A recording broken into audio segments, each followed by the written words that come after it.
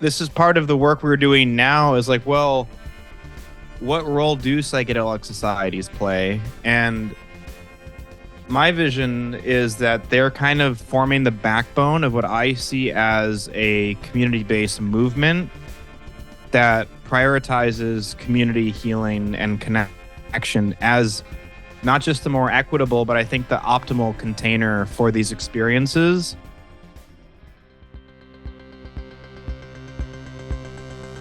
Welcome to the Set and Setting podcast with Madison Margolin. As a journalist, Madison has spent years exploring the intersection of psychedelics, cannabis, and culture. This podcast brings together thought leaders from today's psychedelic renaissance to talk about the role of psychedelics in our inner and outer lives. You can support this podcast and find additional resources at BeHereNowNetwork.com/Madison.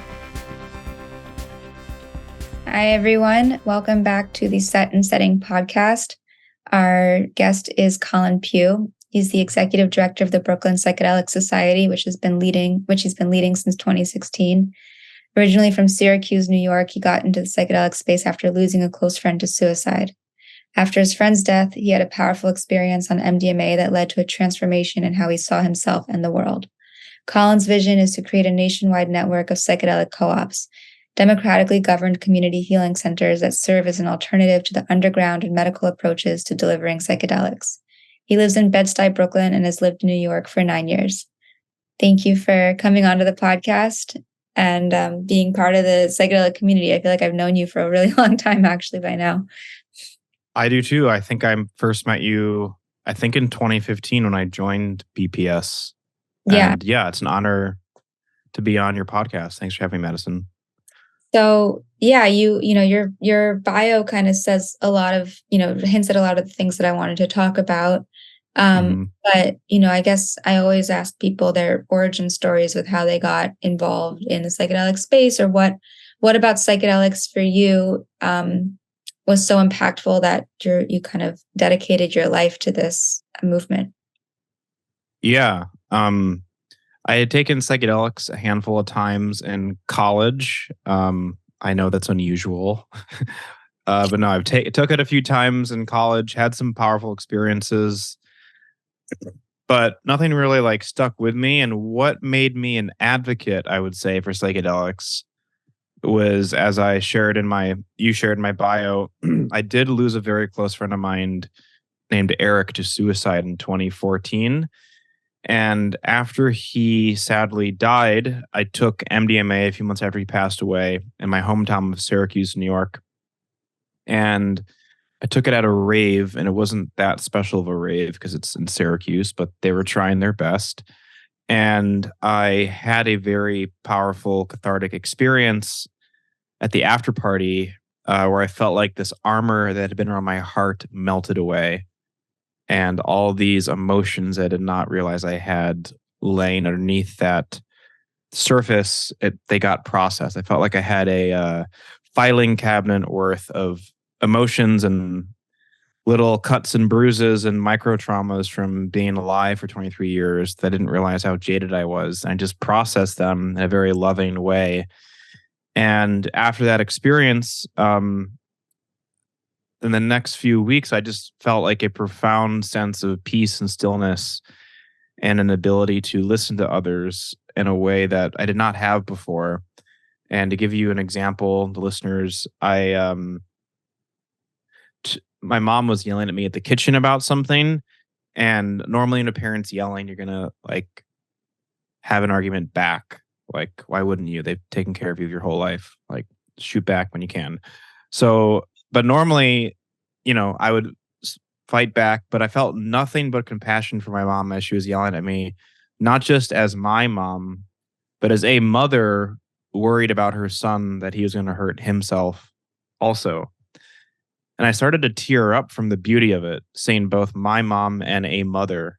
Her anger comes from care, not from just malice. And as I was crying, my mom just stopped and was like, "Are you crying right now?" I was like, "Yeah." She's like, "Why?" And I said, "I took an illegal drug called Molly a few weeks ago, and I feel a lot of love and compassion for you right now. And she was like, Colin, we need to get you help. Something that sounds weird. And it just freaked her out even more, because that's like, like, okay, thanks for confirming my fears that you're going crazy, Colin. Anyways, that is one example of just being able to of the kind of experiences I had where I was able to relate to people better. And one other quick thing I'll share is I was able to just be more patient in conversations and not fill every void with jokes, which I tend to do, I realize, out of anxiety, which I realized in my MDMA trip. And I was talking to my brother on the phone about something, and there was a slight dip or lull in the conversation. And normally I would say some quip there. But in that moment, I was just like, you know what? I'm just going to be silent. And my brother was like, yeah, so I met this girl I started talking to, and it was like he was sharing more with me than I think I would normally allow to happen, because I was giving him the space to actually blossom. So it took a lot of pressure off me to just be able to, I don't have to direct all the conversations, and those kinds of really close to the chest, intimate insights are the sorts that I think you can only have, I think, from a psychedelic. And maybe you'll get lucky after years of therapy, but the combination of those kinds of experiences, it led to just a profound softening of my heart. And I began wondering and wishing, I was like, man, I wish my friend Eric had a similar experience that I had had. It felt so primordial and natural what happened to me, even though it was with a quote unquote drug. I felt like I experienced healing.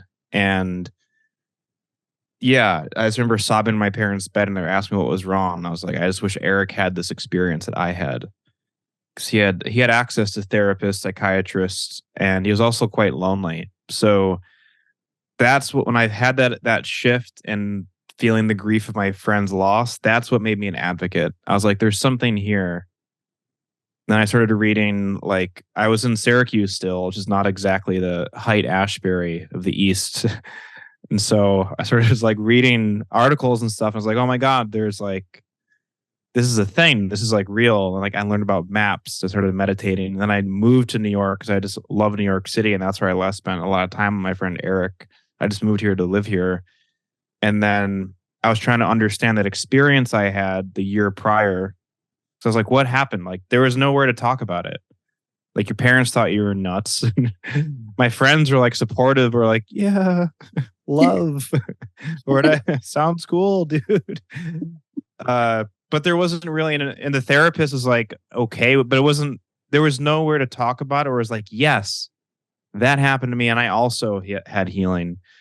And so the next year, I was just searching on Google to try to find people to talk to about it. And I found the first meeting of Brooklyn Psychedelic Society. It was called the Psychedelic Society of Brooklyn back then, started by our mutual friend, Danny Miller. And I joined the very first meeting in Prospect Park in June 2015.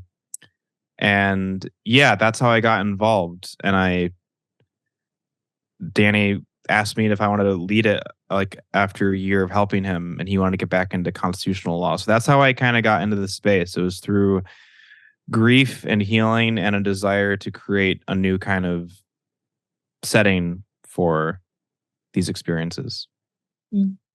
Well, thanks for all the work that you've done, in the past 8 years or whatever it's been since you first got involved with BPS or whatever it was called back then.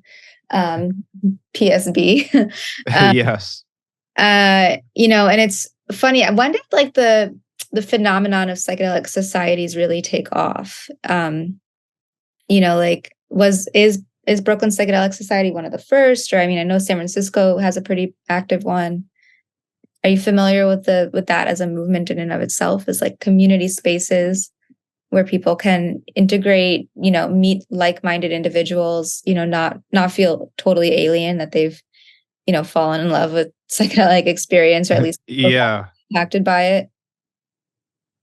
Yeah, I wish I had like a tour guide response for you, Madison, because that's a great question. I was like, in 1914, I'm pretty sure Psychedelic Society SF was the first in the US, and I believe Psychedelic Society UK was the first in the UK. I think they got started in 2013 or 14, and BPS or BPS got started in 2015. So how I've generally described it is that in the early 2010s, there was this unique window of time in the culture where psychedelics were still taboo for mainstream culture, but they were not taboo enough to have enforcement of people gathering to talk about them.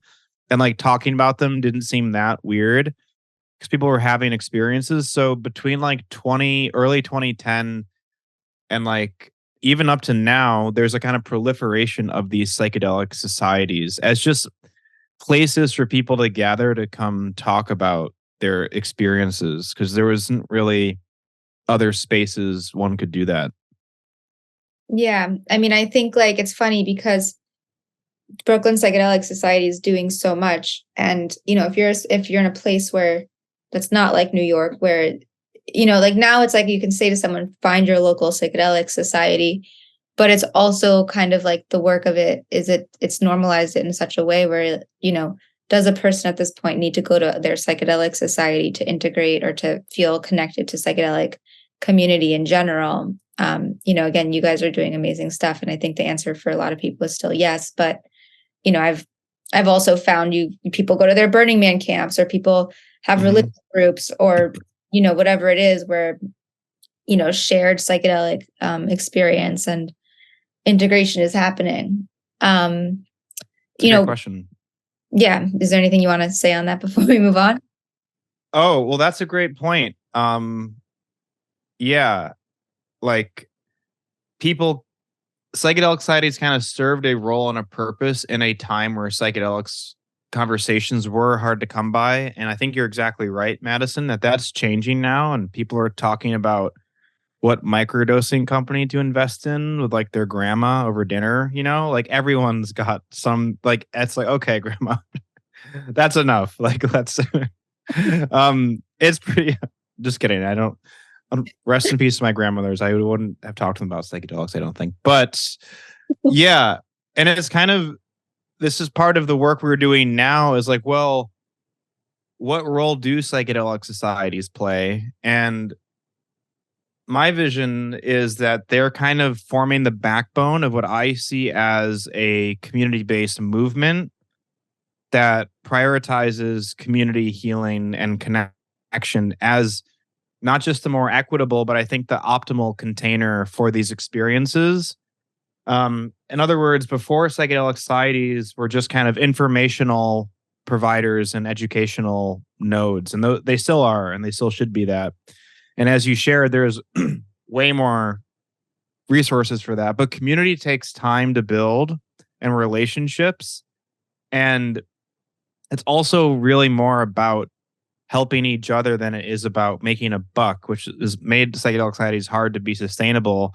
But I see psychedelic societies' role now as hopefully pioneering the kind of low cost community like approach to psychedelics. I think the cost of community-based healing could be different depending on like if it's a company or a nonprofit or a Burning Man camp, but all that. But I think psychedelic societies have a huge opportunity to kind of practice what community-based healing can look like. Because I agree. It's like otherwise, I don't think the services a lot of them have provided historically are in demand from psychedelic society specifically nowadays. But people do want community. Yeah. And I don't think anyone but I think psychedelic societies are best poised to provide that. So that's what I wanted to kind of get to with you as well, where you have that phrase that you've proliferated, tagline, community is the medicine. So can you talk about that a little bit? Yeah.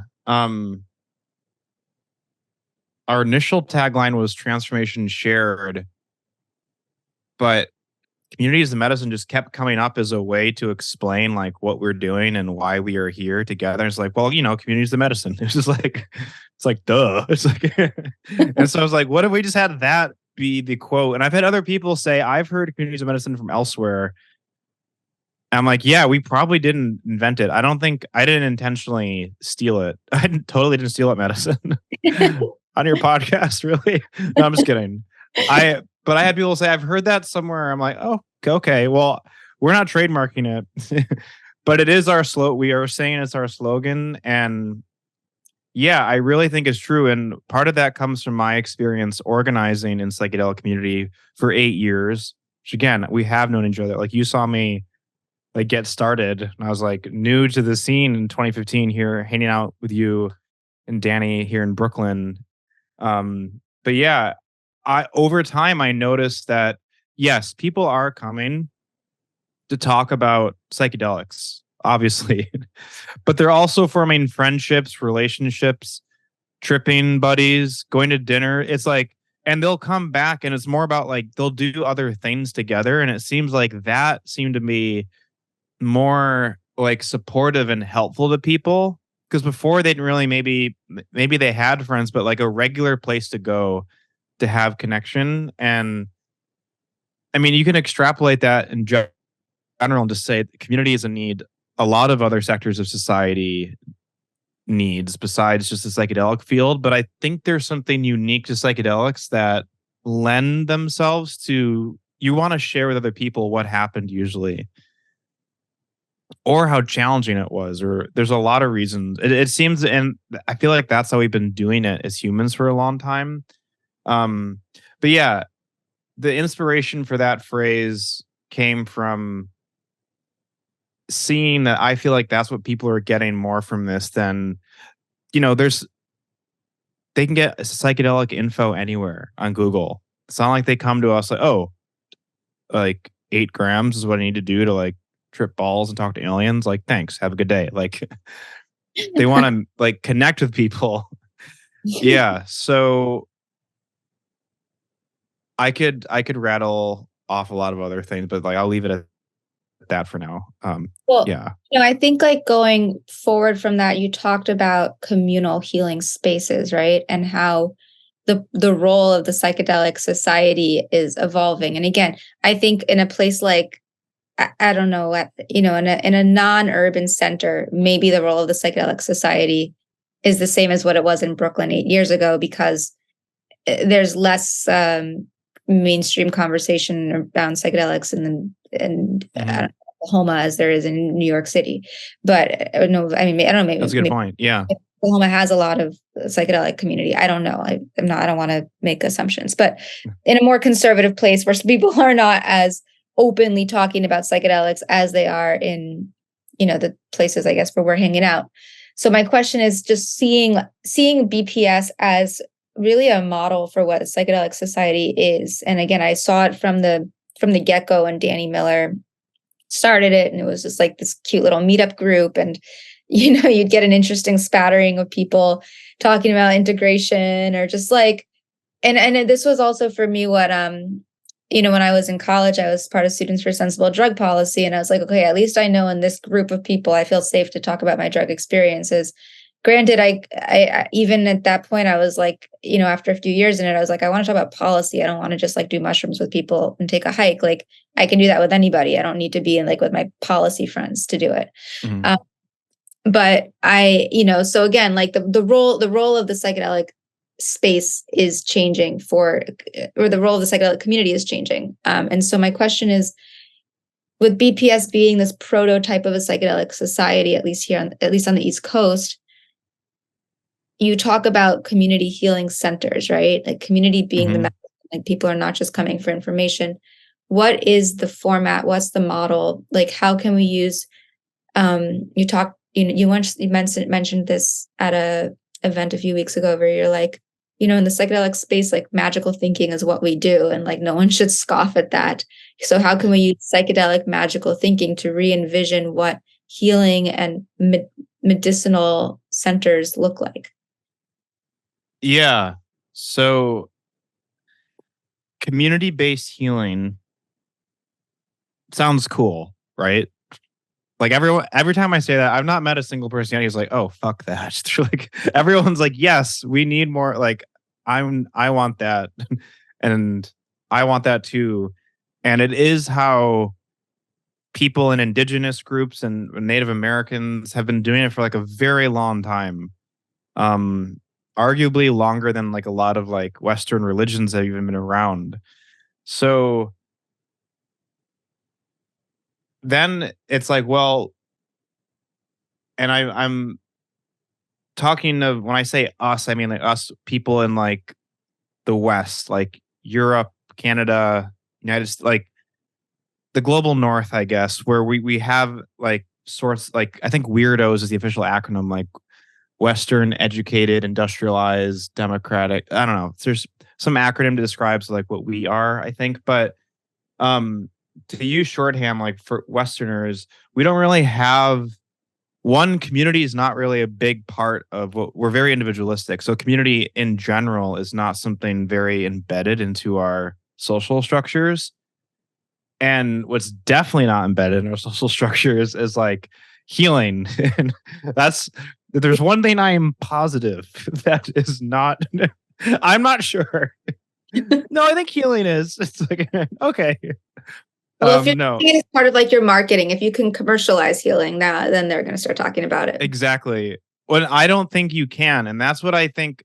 I've had someone ask me on a quick tangent. Someone's like, well, aren't you worried about the pharmaceuticals?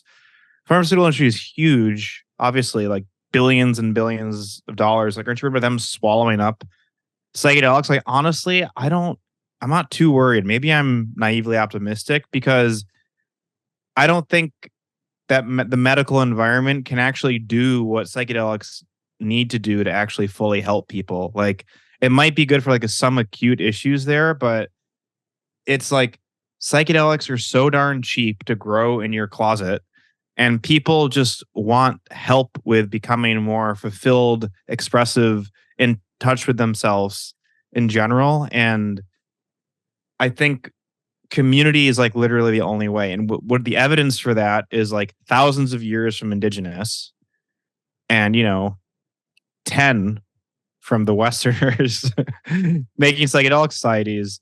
So the issue, the kind of like work we are doing at BPS, besides just like being hopefully a model psychedelic society, which I appreciate the kind words, the kind of work we need to do is we're developing a framework or method, if you will, for what community-based healing looks like.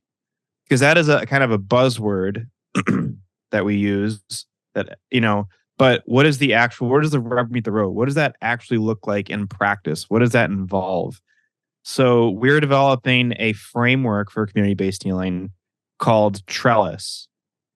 And if you think about what a trellis does, it's like a gentle support structure that helps a plant grow. It's not imposing or coercive. It's not trying to force a broccoli to be a strawberry most of the time. Like, you're going to be a strawberry. Like, I don't want to be a strawberry. It's a trellis it's gentle, but there. It's not absent. It's not just like, yeah, it's like a gentle support structure. And some examples of what this framework entails is like vetted facilitators, because oftentimes you don't know who you're working with. And if something does go awry, there's no accountability there. So vetted facilitators, journey cohorts led by the community members and the staff that are legal ceremony. So that's like a safe container. But the journey cohorts take place in the community. So if you go to a retreat and you have a great experience, but then you're coming back home, you don't have that, you're not in that matrix of support anymore. So we're going to also do like journeys, legal journeys, like with cannabis, breathwork, and we've been doing ketamine recently, legally. The journey cohorts are kind of a modular framework for people to like trip together legally. So vetted facilitators, journey cohorts, and also community stewards who are leaders we've identified in our community from certain backgrounds, from certain religious traditions, from certain issue areas of focus, such as like eating disorders or drinking, people who lead kind of small sub communities in the larger community itself. So this whole model together, and a really important part of this is democratic governance and conflict resolution. Like democratic governance keeps the different groups accountable, the groups being facilitators, community members, staff, and conflict resolution. Conflict is going to happen, and there's got to be a willingness to actually get through the conflict, or if it's serious, escalate it to legal authority. Like let's either resolve this or escalate it. And of course, harm reduction principles and escalation protocols those are really important as well. But anyways, this framework, this trellis framework, really just serves as a backdrop for a healing center called a psychedelic co-op, as I envision it, where people walk in, learn how psychedelics work. They can see, oh, they have this affinity group that does journeys on Tuesdays for other Jewish women, and they work with X, Y, and Z medicines because they're legal here. And I can join this co-op for X dollars per month. And also that gives me voting rights. And I could also be on the community steward committee. It's like you're actually enmeshed into a supportive community instead of just going underground on your own or going to the clinical retreat, but like having to spend a bunch of money and not having support after. So this trellis framework is meant to be a kind of a manifestation of here's a model for community-based healing that we're creating that any psychedelic society or community can implement. And it's supposed to grow over time. It's not like it's the final version. It's like 1.0. So what? Sorry for the pitch. But that's no, I wanted you to get to that. But you went for it.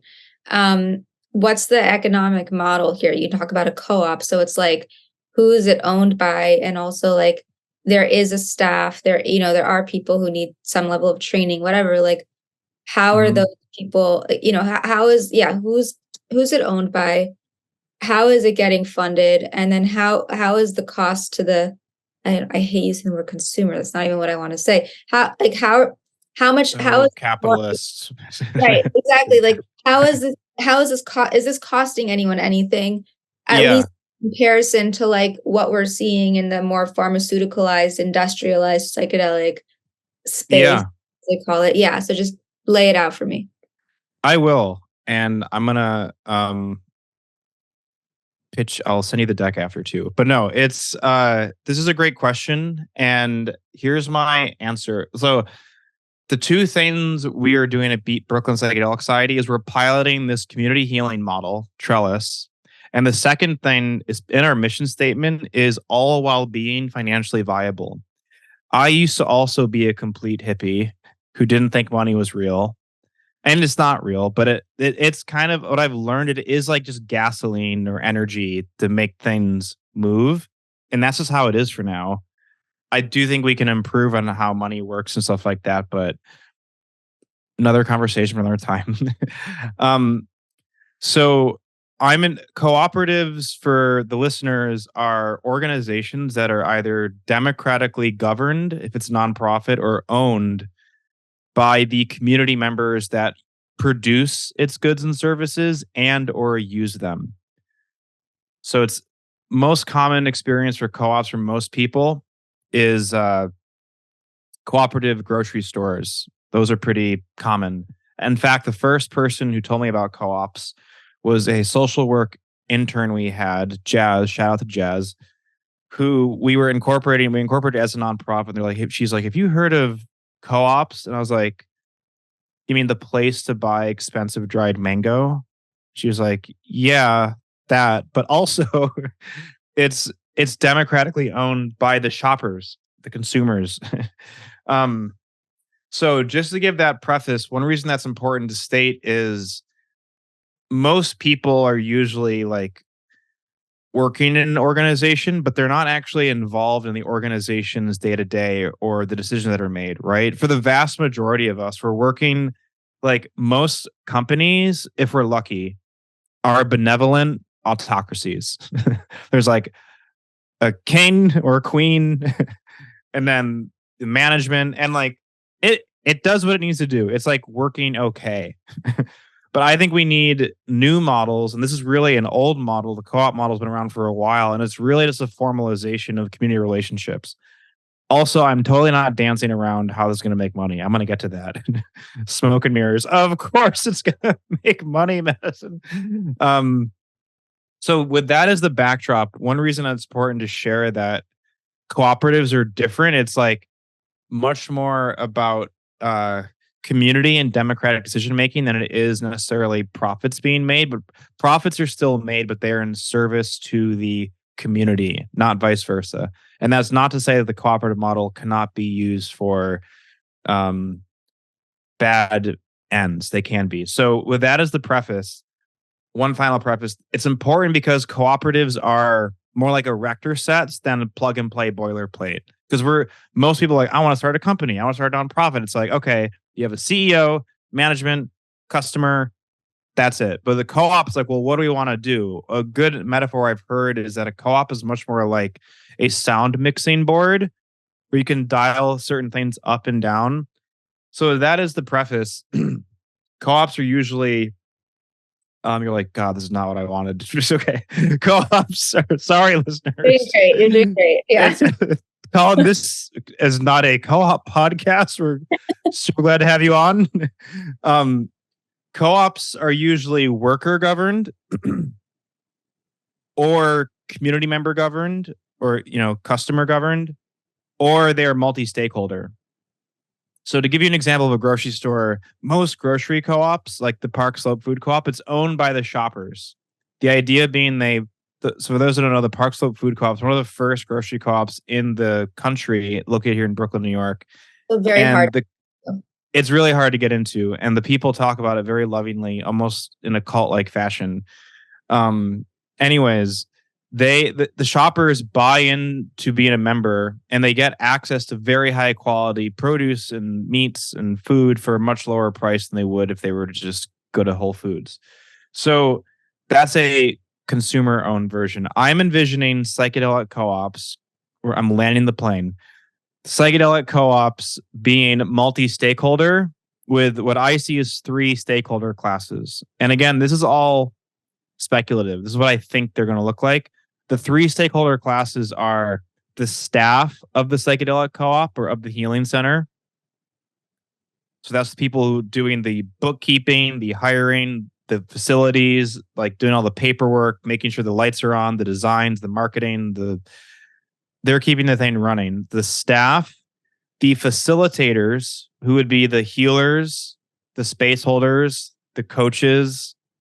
And this can be someone from like an indigenous tradition. It could be a psychologist, a neuroscientist, a coach, someone who's qualified to hold space with a particular medicine and or with a particular demographic. So that's the facilitators. And then the community members, the people actually working with the facilitators. So the 3 stakeholders is facilitators, staff members, and the community members. Oh yeah, how is it going to get funded? So how are you going to make money? I envision people much like a psychedelic grocery store, I almost said, like Park Slope Food Co-op. One day, perhaps, the community members buying into the co-op for maybe $50 or $100 a month.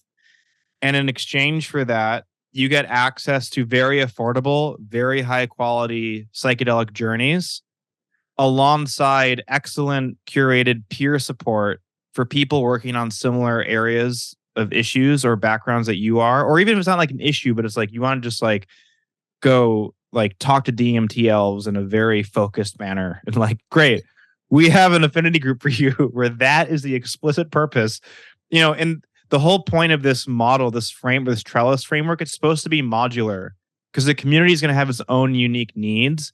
So yes, the hope is that the idea is that if we can make this prototype work here at Brooklyn Psychedelic Society, we can say to other communities, okay, it's going to cost you about $500,000 to $1 million, depending on where you are, to open one of these. And you're going to need these sorts of staff members and this sort of governance model. And this is how much people need to buy in. Like basically, here's a recipe book, a blueprint.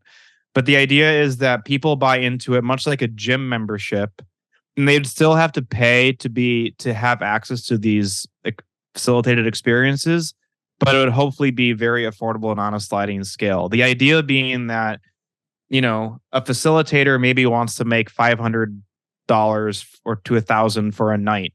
I'm just ballparking, and if you have two helpers with that, okay, it's like $1,500 or something. But if those two helpers and the facilitator can sit for 40 or 50 people safely, and the co-op isn't going to be like raking in cash. Like, it's not meant to create intergenerational wealth. It's meant to create intergenerational health. Trademarked by BPS. Sorry. Intergenerational well-being and flourishing.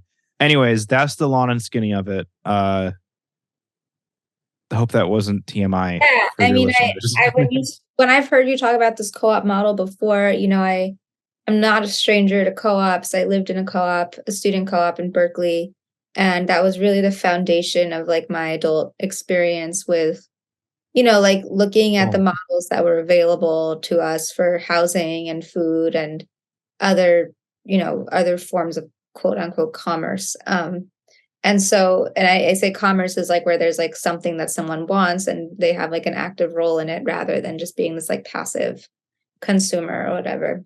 And I feel like, and I've seen also a cultural relationship, having spent a lot of time at rainbow gatherings and seeing how, that's like very cooperative, not as an official co-op model, but like the way that it's like participant led, by the participants for the participants, non-hierarchical, like non-capitalistic is a whole different paradigm. And it seems to me like the application and the practice of psychedelic ethos and consciousness is most evident in like the tangibles of cooperative models. And so that's why I'm so interested in it, because it's actually, when we talk about, people ask me in interviews or podcasts all the time, like what I think about like the mainstreaming of psychedelics or some, that whole vibe. And I say like, why can't the mainstream become more psychedelic? And I think it's taking the psychedelic ethos and putting it into practice. So I'm actually really interested in your co-op model.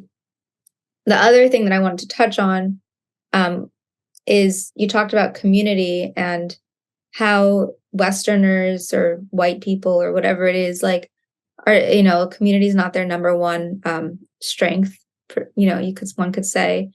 Mm-hmm. And, when I was saying like, for me, like my psychedelic society, quote unquote, or like my psychedelic community is like very much intertwined with like my religious community. And community is also such a white word. Like I don't, people talk about this community or whatever, but like it's like for lack of a better term.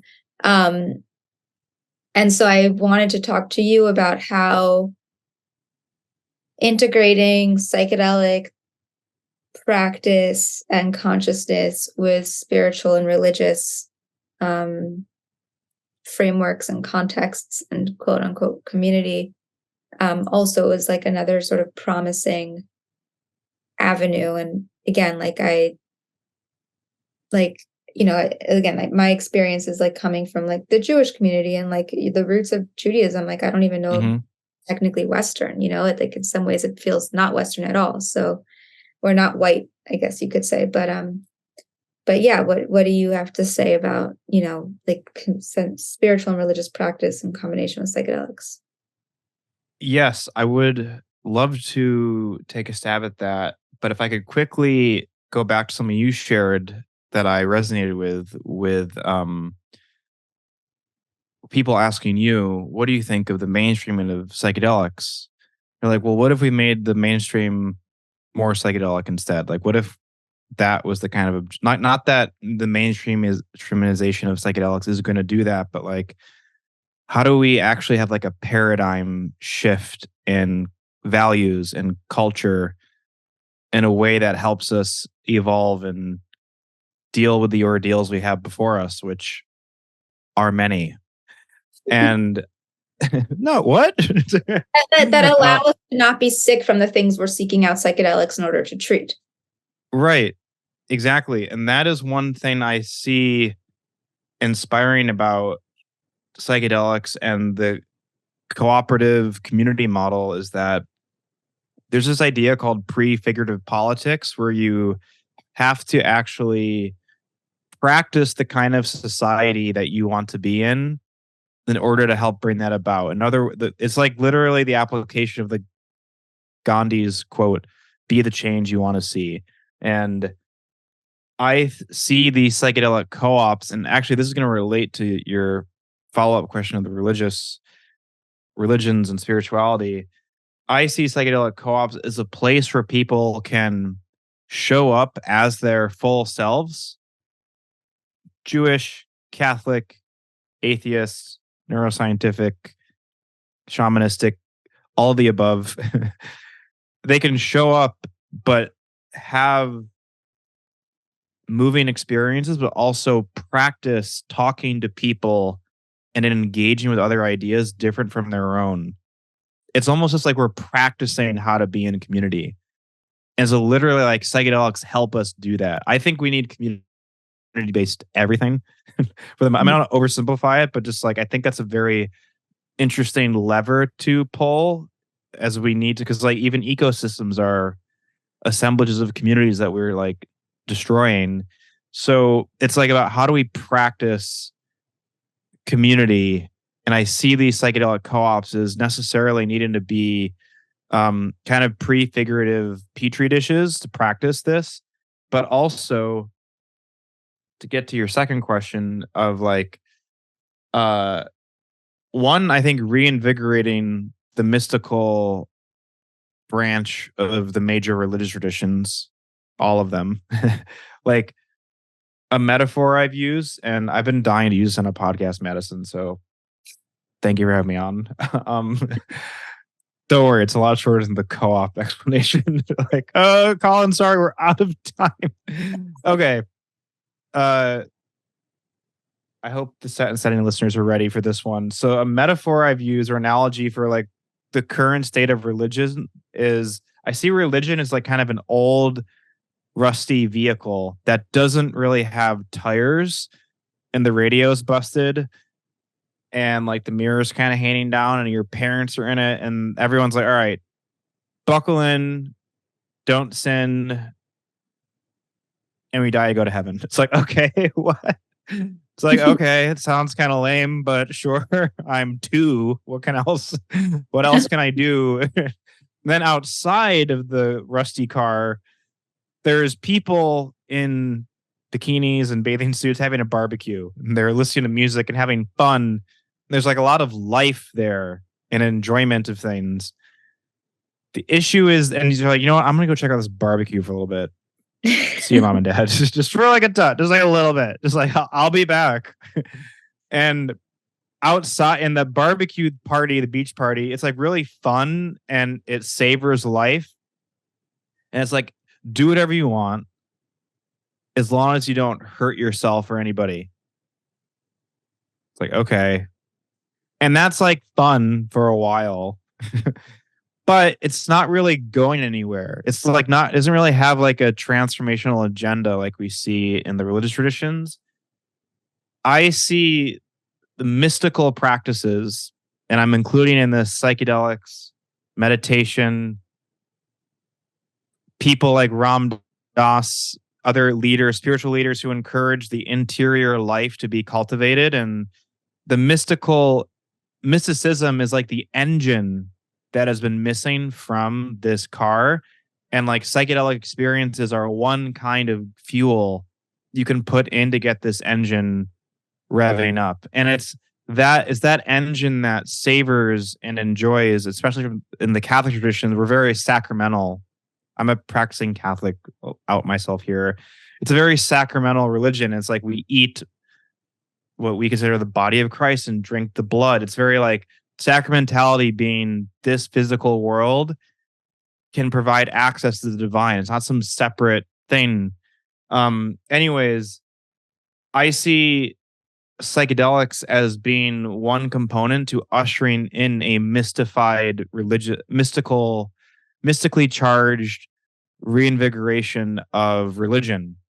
And I see the psychedelic co-ops as not necessarily where I think it's gonna be like, this is we're gonna have psychedelic Christianity or psychedelic X, Y, or Z, but it's gonna get some of the gears turning and can serve as an institution that can interface or interfaith, but with the long-standing religious traditions and others, like I've gotten into interesting arguments. People are saying like, well, we should start like a Christian or Jewish or Buddhist psychedelic co-op. I'm like, sure, you can do that, but I don't think we're supposed to create a new religion.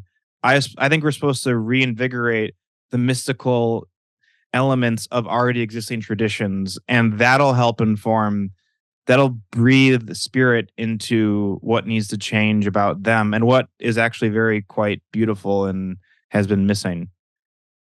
Wow. I thank you so much. I mean, I'm totally on that page with you. And, I've been saying I'm like a broken record at this point.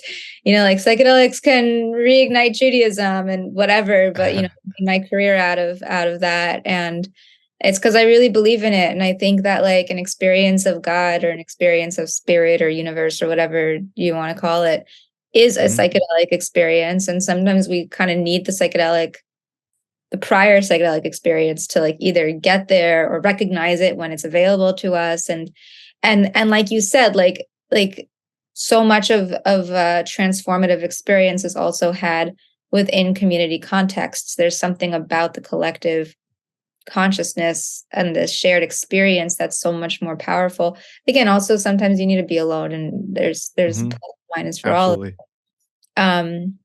But it's just the trifecta of co-ops and religion and spirituality. I feel like there's actually they're not so distinct because all three sort of beg at a community oriented approach to like how are we living life. And psychedelics, I talk a lot about the psychedelic ethos, and maybe that's something I would end on as far as what you think it is, because what I hope to so much of what I want to put out there is not so much like promoting the use of psychedelics, but really identifying like what the consciousness and ethos and value system of psychedelics are that we can apply it to society at large, or especially in situations where the reality is that most people are still not going to do psychedelics, whether because they don't have access or they don't want to, or they have a mental health condition that is contraindicated, or whatever the case may be. So the question is again like psychedelicizing the mainstream. So I have my own set of like what I think the psychedelic ethos value system is, and a lot of that is based in the quote unquote mystical experience, as these like psychedelic scientists have defined it. Relating to oneness, like empathy, connection with other people, connection to nature, connection to yourself and spirit, and like taking like a trauma informed like mindset and regulating your nervous system and all of that. But I'm curious, and how can we then like put those values into application? I'm curious for you, what are the values of your psychedelic society at large, not just here in Brooklyn and your meetups, but like what are psychedelic values that we can live by if we had to delineate? Good question. 3 to 5 or something. Well, I really appreciate whenever we've talked, Madison, because I know we are kindred spirits.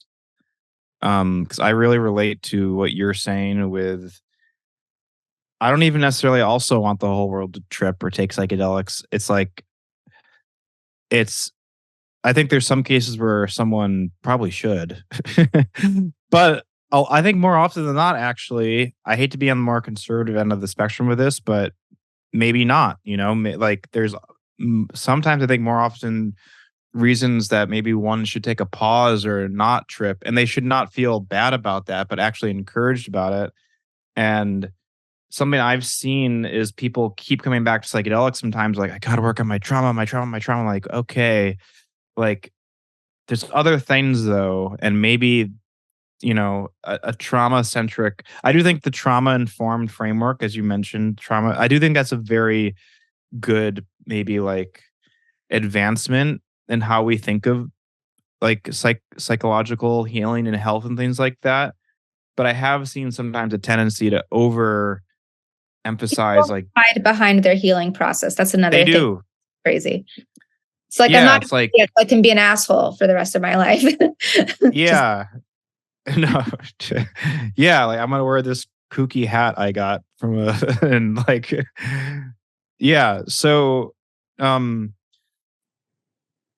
and you're right though that like it's not. How would I distill it if someone has no interest in psychedelics or had a contraindicating condition? I'm like, "Oh, well, move aside, bucko." Like, yeah. Like, how are we going to fix the world if you're not going to take drugs with us? Like, what a, like, paltry philosophy. That's such a uninteresting, like, it's got to be more complicated than that. And when I meet people who are like, no, it's like, what? You've taken too many of these medicines. It's like this community is the medicine. Because someone would be like, dude, it's too far. Just like calm down. Anyways, community is medicine in more than one way. It's like also helps people from going off too far. But I have thought about this question. What is the psychedelic ethos? And I think it's a much more challenging but important kind of norm to integrate into our culture. And I don't want to sound too freaking Catholic here, but one way I think we'd put Jesus, no, I'm just kidding. Partially, but contemplation or like an interiority, like there's an interior life and grappling with our own inner wounds and demons. As my boy Jesus said in the Bible, before you criticize the speck in your brother's eye, remove the beam, implying the much bigger thing from your own. And I see psychedelics and other practices like just like look at yourself, like look at your state.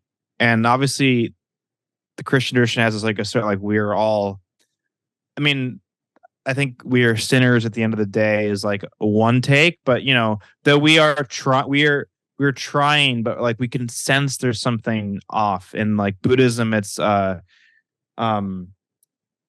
Tana or thirst, but there is, I forgot, dukkha. It's like another word for suffering is dukkha, and I think a literal translation of the Pali is like where it's like an off axle wheel. Like the wheel is attached, the carriage is moving, but like it's a little like it's like uncomfortable. And it's like there's something a little off. Anyways, I think the psychedelic ethos is just about it's like mind manifesting, and that can come up through prayer, through meditation, through fast, through rituals, through good psychotherapy, through art, through meaningful sexual relationships. Like that sort of stuff comes from a lot of different ways. And that's that like mystical engine I was describing earlier. But I do think, and I think you mentioned this in your book, I do think a big part of it needs to be like service. Like if like a common duality in the Christian tradition is action, contemplation and action. And they should be, there's a contemplative life, but it needs to be part of an active life. And if we really are all one, but we're still not caring for our brothers and sisters who are poor or oppressed or wounded or imprisoned. And I'm no saint here. I'm not out every single night, like tending to people. But yeah, it's to me, if I can just speak on my own religious experience with psychedelics, is I felt like for a week, I felt like I saw the truth of the gospels, and I felt like I saw why the poor and the sinners were in a way closer to the kingdom of God, because they were so unburdened from the sense that they knew everything and had everything figured out, and they weren't fearful. They just had to be they were poised for grace. And so many of us are running around like chickens with our heads cut off, trying to like chase random shit. And the psychedelic ethos really, it should be a spiritual, religious one, but packaged in a way that is palatable, quite literally, to the contemporary age. I think psychedelics play a part of that shift, but I don't think it's meant to be the central one. That's never been my hunch. Mm-hmm. Yeah, I mean, I wonder if psychedelics are inherently for the good, right? Or do they just enhance whatever is? And, I really don't believe that psychedelics make you a better person. I think that if you like work with what they show you, they do. But I think it really helps if it's couched in a somewhat moral framework, and whether that moral framework is derived from religion or something else is, personal choice, I guess. But, it's funny because I guess what I'm asking is really inspired so much by like having grown up in the Ram Dass scene. And, so much of Ram Dass's trip was like, finding a way to sustain the high and to live by it rather than to constantly have to run to the medicine or to the substance or whatever. Mm-hmm. But my other question, having, and so his whole thing was like, okay, just be present, be here now, whatever. And growing up, coming from like also like a Jewish background, but like really entrenched in the Ram Dass thing, was like, okay, is that a religion? Like is that enough, right? Like does there need to be some sort of moral code paired with psychedelic consciousness? Or moral code or call to action or service or impulse or whatever. So, all things to chew on. Well, I mean, I have are we good on time? I have one more.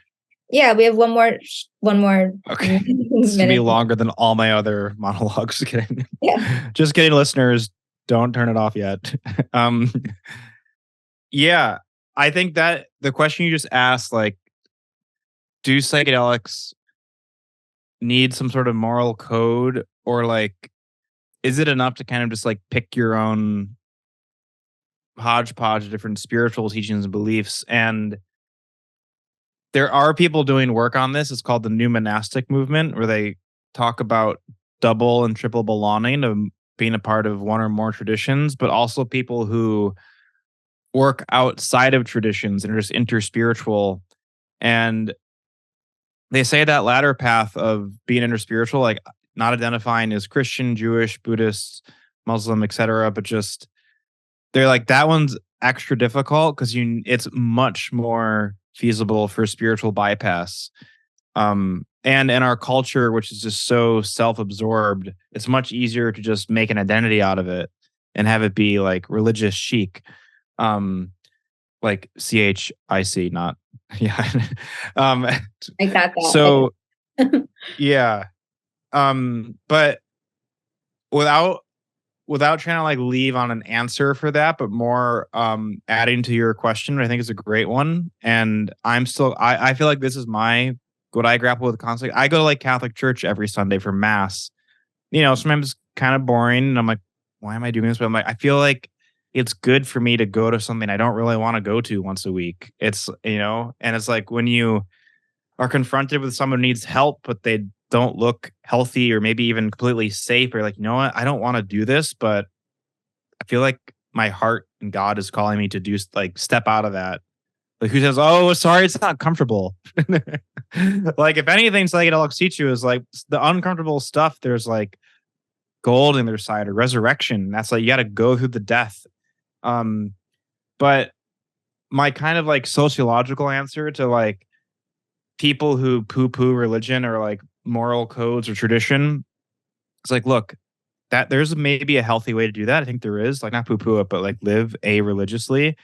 But people start talking about things like it's all love and light, and here's what that means, and here's how you live. Like, I think religion is almost just like a very basic default practice that we're always going to like have movement towards. Like, we're always going to try to form doctrines or understandings, or like, I mean, I think that's how cults form, is that it's like, it's just a doctrine crystallizes, and due to people's absence of a tradition, that crystallization of that doctrine seems like the capital T truth.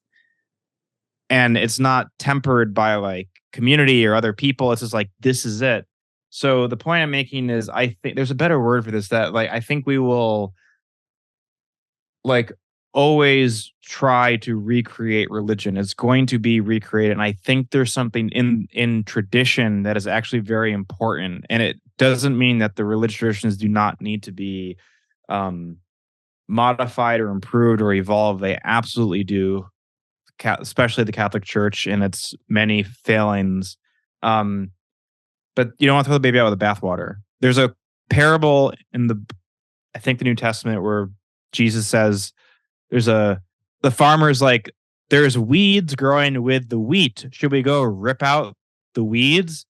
And the farmer says, no, because if you rip out what's bad, you also risk ripping out what is good. And like, let the weeds grow with the wheat and then rip it out. I think that's what he says. But the point being that, like, yes, religion has a lot of weeds, but there might be something. I mean, this parable can be used for a million points. I don't think this is the main point. I'm using it. No one's ever used the Bible to explain a point, which I'm about to do here. Religion has a lot of weeds. And I think a lot of people in the psychedelic space have unfortunately tasted those weeds. So they are right to be maybe traumatized and cautious around religion. But over time, I have found myself just finding so much of the perfume and the fragrance through the Holy Spirit in the church. There's been, I was like, had sober synchronicities that led me back to it. And I think I consider you a kindred spirit in the Jewish tradition, Madison, of your journey, and your book, which I will plug for you, just came out on Hay House, Exile and Ecstasy, Growing Up with Ram Dass and Coming of Age in the Jewish Psychedelic Underground by Madison Margolin. Thank you for plugging my own book. Yeah, I appreciate it. Yeah. I mean, I think psychedelics honestly have made me appreciate religion a lot more, and the mystical capacity of religion, and, you know, also traditional religion that is tried and true, rather than, you know, I know Timothy Leary kind of tried to make up a little bit of his own psychedelic acid religion, and I don't know, it just doesn't hit the same way as far as I know. It doesn't slap, and it's not going to. You know, there's something go on. Well, I have like I really like analogies, as you maybe and your listeners have noticed on this podcast. But I've kind of considered it like there's like a Timothy Leary path and there's like the Ram Dass path. Timothy Leary path is like, boom, I got it. This is it. Just drop out. But the Ram Dass path is like, find it, something outside of yourself that you have to humble yourself to. That's what's being asked in my experience. And I was searching for that, and I found it again in my cradle tradition. I was a cradle Catholic, and you can't unbecome one, but I came back. And the Tim Leary path and the Ram Dass path. One more analogy for you. Well, thank you. I mean, I feel like it's really appropriate to leave off on the Ram Dass path because we're here on the Now Network. So gotta give a nod to RD. But thank you so much for being on the podcast. And is there anything else you want to say or add, or, you know, just also where people can find you and follow your work and BPS and the whole thing? Yeah. You can find us on bps.community. That's our website. And if I could just add, just have hope, everybody. You don't necessarily need to be optimistic, but have hope. I do think there are ways out of our current situation with everything going on. And I feel like we are being called to change and growth. And I do think it involves something with these medicines we hold near and dear, and the religious traditions and the community and alternative economic approach. There's something there. And I hope we can all just stay hopeful, even when things don't seem like that. So thank you so much for having me on, Madison. It's been a joy. Yeah. All right. Thank you, everyone. And Colin, see you soon in Brooklyn. See you soon.